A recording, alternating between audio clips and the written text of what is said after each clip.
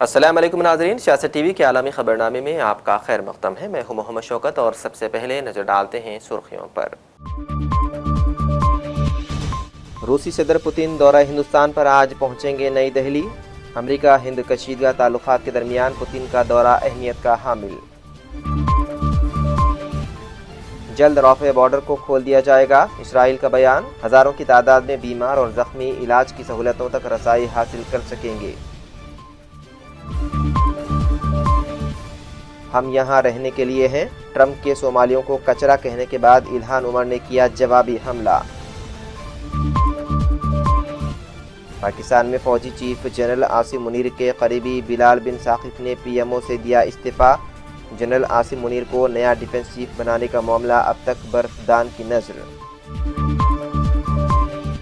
France के सदर 3 रोज़ा सरकारी दौरे पर पहुंच गए चीन। यूरोपीय मफादात की हिफाजत के साथ चीन के साथ तिजारती और इक़्तिसादी तबादुल बरकरार रखने का है मकसद। और एयर इंडिया हादसा, हिंदुस्तान ने अमेरिका को ब्लैक बॉक्स डेटा तक रसाई देने से किया इनकार। तो नाज़रीन, ये थी सुर्खियां। बढ़ते हैं खबरों की तफसील की जानिब। रूस के सदर व्लादिमीर पुतिन दौरा हिंदुस्तान पर आज नई दिल्ली पहुंच गए हैं। वज़ारत ख़ारजा ने कहा है कि पुतिन के प्रोग्रामों में सबसे अहम वाक़या जुमे को 23वें हिंद रूस सालाना चोटी कॉन्फ्रेंस में वज़ीर-ए-आज़म मोदी के साथ बातचीत है। दोनों रहनुमा इस सरबराही इजलास से कबल इलाक़ाई, दो तरफ़ा और आलमी अहमियत के मुख्तलिफ उमूर पर खुलकर बातचीत करेंगे। अमेरिका की तरफ से हिंदुस्तान पर 50% इम्पोर्ट ड्यूटी लगाने के ऐलान के बाद पैदा होने वाली सूरत हाल और पेशरफ्त के तनाज़ुर में पुतिन के इस दौरे को बहुत अहम करार दिया जा रहा है। रूसी सदर व्लादिमीर पुतिन दुनिया के उन चंद रहनुमाओं में से एक है जिनकी सिक्योरिटी को इंतहाई हसास और पेचीदा समझा जाता है। हर मकाम पर दरपेश खतरात के बाइस उनकी हिफाजत के लिए गैर मामूली इंतजाम किए जाते हैं। व्लादिमीर पुतिन की भारी भरकम सिक्योरिटी के पस मंज़र में ये सवाल अक्सर उठाया जाता है कि पुतिन स्मार्टफोन इस्तेमाल करते हैं या नहीं। मीडिया रिपोर्ट्स के मुताबिक रूसी सदर खुद कई बार ये बात वादे तौर पर बता चुके हैं कि वो स्मार्टफोन का इस्तेमाल नहीं करते। और वहीं इसराइल की जानिब से कहा गया है कि बहुत जल्द रफ़े बॉर्डर को खोल दिया जाएगा, जिससे गाज़ा की रिहायशियों को शहर से बाहर निकलने की इजाज़त मिल जाएगी। तवील जंग से तबाह होने वाली पट्टी के रिहायशियों के लिए ये एक बड़ी पेशरफ्त हो सकती है, क्योंकि उनके लिए जंग के दौरान वहाँ से निकलना नामुमकिन नहीं तो मुश्किल ज़रूर था। इस ऐलान से ये उम्मीद पैदा हुई है कि हज़ारों की तादाद में बीमार और ज़ख्मी लोग इलाज व मुआलजे की सहूलियात तक रसाई हासिल कर सकेंगे। अमरीकी सदर डोनाल्ड ट्रंप की जानिब से सोमालियों के खिलाफ दिए गए बयान पर Somali member of parliament Ilhan Omar ने भी जवाब दिया है। मिनेसोटा के डेमोक्रेटिक इल्हान उमर ने खुद उन पर और सोमाली अमरीकियों पर की जाने वाली ताज़ा तरीन तनकीद पर सख्त रद्द अमल जारी करते हुए कहा कि उनकी बरादरी को डराया नहीं जाएगा और ना ही उन्हें कुर्बानी के बकरे के तौर पर इस्तेमाल किया जाएगा। उमर ने कहा, हम नहीं हैं और मैं नहीं हूँ कोई ऐसा शख्स जिसे डराया जाए और हमें कुर्बानी का बकरा नहीं बनाया जाएगा। हम यहाँ हैं, हम यहाँ रहने के लिए आए हैं। She tries to deny it now, but you can't really deny it because, it just happened. The Somalians should be out of here. They've destroyed our country. And all they do is complain, complain, complain. You have her. She's always talking about the Constitution provides me with... Go back to your own country and figure out your Constitution. All she does is complain about this country, and without this country, she would not be in very good shape. She probably wouldn't be alive right now. The president has always had very bigoted, xenophobic, Islamophobic comments when it comes to, people who are of Muslim faith, and so it's not really surprising. But what is weird to me is just how creepy he's been obsessed with me and the Somali community. Mr. President, thank you. The mayor of Minneapolis, Jacob Frey, is saying that he's actually proud to have the largest Somali community in the country, and his police chief. Well, then he's a fool. Well, his police chief is also saying. I wouldn't be proud to have the largest Somalian. Look at their nation. Look how bad their nation is. It's not even a nation. It's just people walking around killing each other. Look, these Somalians have taken billions of dollars out of our country. They've taken billions and billions of dollars.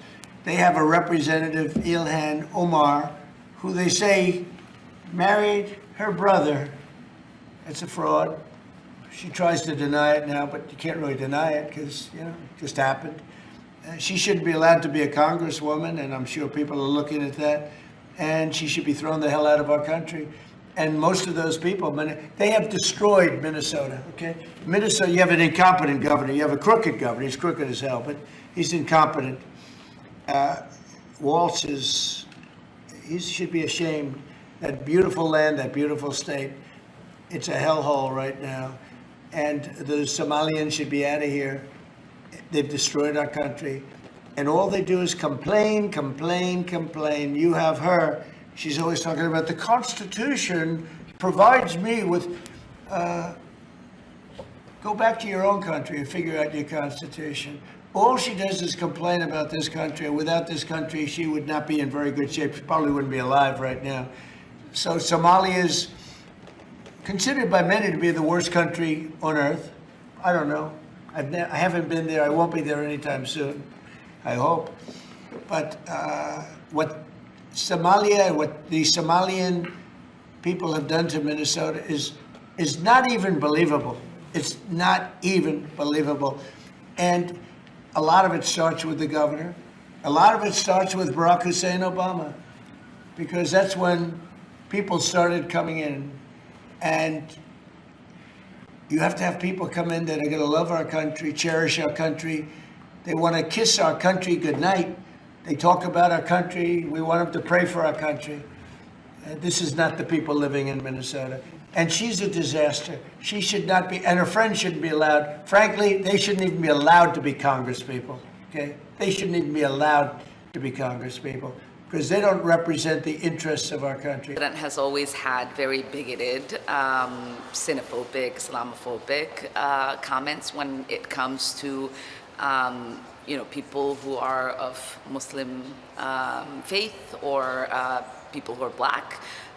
We've seen him call African nations as shitholes, and so it's not really surprising. But what is weird to me is just how creepy he's been obsessed with me. मुल्क में Indigo की परवाज़ों की मनसूखी और ताख़ीर का सिलसिला आज भी जारी रहा, जिसके सबब मुसाफिरों को सख्त परेशानी का सामना करना पड़ा। ताज़ा मालूमात के मुताबिक गुज़िश्ता 2 दिन में मुख्तलिफ तकनीकी वजूहात, ख़राब मौसम, स्टाफ से मुतालिक नए क़वाइद और अमले की कमी के बायस इंडिगो की 100 से ज़्यादा फ़्लाइट्स मुताशिर हुई। दरअसल मुसलसल तब्दीलियों और ताख़ीर के बायस कई मकामात पर मुसाफिरों और एयरलाइन अमले के दरमियान बहस व मुबाहिस भी देखे गए। खुसूसन हैदराबाद एयरपोर्ट की एक वीडियो सोशल मीडिया पर तवज्जो का मरकज़ बनी है। तो उनका कोई शेड्यूल चेंज हो गया है बहुत ही देर से। अब आप देख सकते हैं 2 दिन से जो लोग हैं ना, वो लोग सारे एयरपोर्ट पे खड़े हैं कि इंडिगो काउंटर पे खड़े हैं, लेकिन इंडिगो इसके बारे में कोई कस्टमर के लिए कोई केयर नहीं कर रहा है। अभी देखो मेरा T2 पे मैं रीच हुआ था, मेरा लगेज आ चुका है। T1 पे मैं इधर लेने के लिए आया हूँ, तो टर्मिनल 2 से टर्मिनल 1 तक आना और इतना लगेज लेके खड़ा रहना, बच्चे बूढ़े लोग सब लाइन पे खड़े हैं।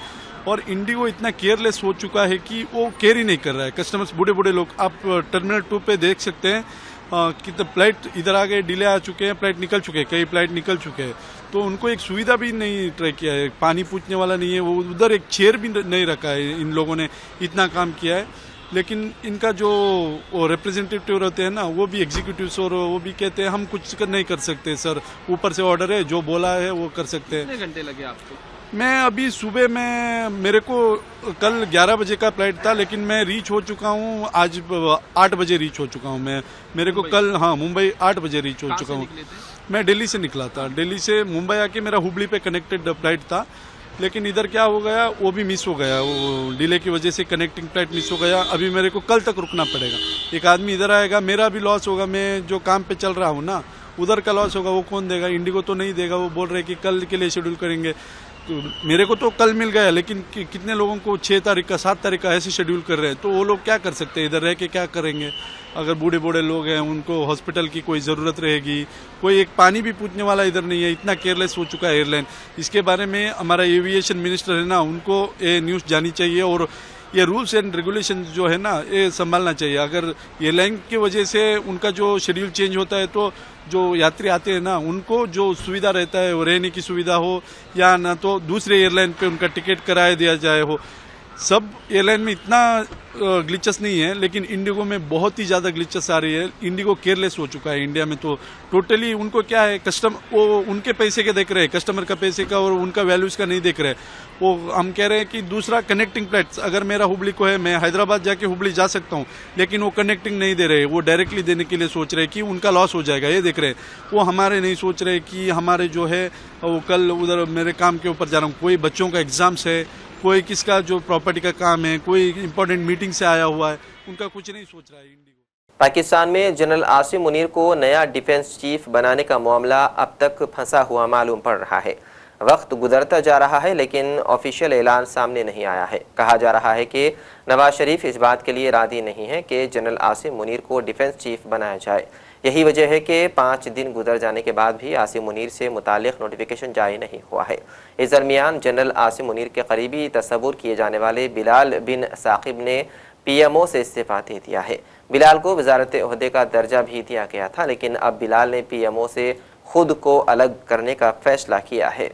अमेरिकी सदर डोनाल्ड ट्रंप एक बार फिर तनकीद की जद में आ गए हैं। सोशल मीडिया पर व्हाइट हाउस में होने वाले काबीना इजलास के दौरान ऊँगने की वीडियो वायरल हो गई। वीडियो में देखा जा सकता है कि 2 घंटे 18 मिनट तवील इजलास के दौरान 79 साला ट्रंप कई बार आगे और पीछे झूलते हुए अपनी आंखें खुली रखने की कोशिश करते दिखाई देते हैं। सारिफीन ने निशानदही की है कि सदर वादे तौर पर नींद से लड़ते नजर आए, जबकि काबीना अरकान अपनी कारकर्दगी पर ब्रीफिंग दे रहे थे।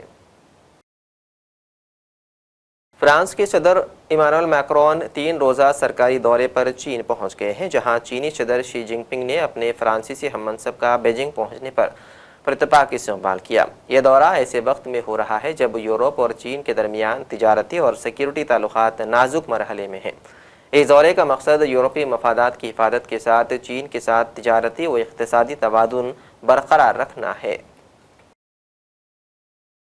हिंदुस्तान ने अमेरिका को एयर इंडिया हादसे की तहकीकात के लिए ब्लैक बॉक्स डेटा तक रसाई देने से इनकार कर दिया। साबिक़ CIA एहलकार ने बताया है कि अमेरिकी तफ्तीशी टीम की तहकीक के मुताबिक तैयारा पायलट की लापरवाही से तबाह हुआ है और हिंदुस्तानी हुकाम तैयारे के ब्लैक बॉक्स डेटा तक रसाई देने से इनकार कर रहे हैं, जबकि ब्लैक बॉक्स छुपाना खुद मुख्तारी नहीं बल्कि सिक्योरिटी थ्रेट है। अमेरिकी जरीदे के मुताबिक अमेरिकी हुकाम और एरोस्पेस माहिरीन का मानना है कि पायलट ने जानबूझकर तैयारा तबाह किया और वॉल स्ट्रीट जर्नल ने भी शवाहिद की रोशनी में तैयारा जानबूझकर गिराने की तरफ इशारा किया है। याद रहे कि जारिया साल 12 जून को एयर इंडिया के तैयारा हादसे में 260 अफराद की जान चली गई थी। और आखिर में सुर्खियों पर एक और नज़र। रूसी सदर पुतिन दौरा हिंदुस्तान पर आज पहुंचेंगे नई दिल्ली। अमेरिका हिंद कशीदगा ताल्लुकात के दरमियान पुतिन का दौरा अहमियत का हामिल। जल्द रफ़े बॉर्डर को खोल दिया जाएगा, इसराइल का बयान। हज़ारों की तादाद में बीमार और जख्मी इलाज की सहूलतों तक रसाई हासिल कर सकेंगे। हम यहाँ रहने के लिए हैं। ट्रंप के सोमालियों को कचरा कहने के बाद इल्हान उमर ने किया जवाबी हमला। पाकिस्तान में फौजी चीफ जनरल आसिम मुनीर के करीबी बिलाल बिन साकिब ने PMO से दिया इस्तीफा। जनरल आसिम मुनीर को नया डिफेंस चीफ बनाने का मामला अब तक बर्फदान की नज़र। फ्रांस के सदर 3 रोज़ा सरकारी दौरे पर पहुंच गए चीन। यूरोपीय मफादात की हिफाजत के साथ चीन के साथ तिजारती और इक़्तिसादी तवादुन बरकरार रखने का है मकसद। और एयर इंडिया हादसा, हिंदुस्तान ने अमेरिका को ब्लैक बॉक्स डेटा तक रसाई देने से किया इनकार। नाज़रीन, सियासत TV के आलमी खबरनामे में फ़िलहाल इतना ही। मज़ीद अपडेट्स के लिए आप बने रहिए सियासत TV के साथ। फ़िलहाल मुझे दें इजाज़त। खुदा हाफिज़।